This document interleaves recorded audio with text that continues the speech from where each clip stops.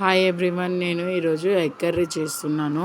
Egg curry అంటే గుడ్డు కొట్టేసి కర్రీ చేస్తారు కదా, అలా చేద్దామని చెప్పేసి స్టవ్ ఆన్ చేసి ప్యాన్ పెట్టేసి ప్యాన్లో ఆయిల్ వేసి ఆయిల్లోని కొద్దిగా ఆనియన్ పచ్చిమిర్చి వేసి తర్వాత ఆవాలు జీలకర్ర కూడా నేను వేసుకున్నానండి.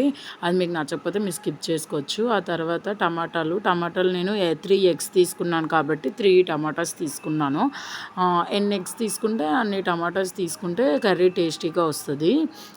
టమాటాలు వేసిన తర్వాత పసుపు, ఉప్పు, కొంచెం కారం వేసుకొని కొంచెం బాగా కలుపుకొని మూత పెట్టుకోండి. అది కొంచెంసేపు బాగా ఫ్రై అయిన తర్వాత ఆనియన్ అండ్ టమాటా కొంచెం పేస్ట్లా అయిన తర్వాత మీరు కొంచెం వాటర్ వేసుకోండి.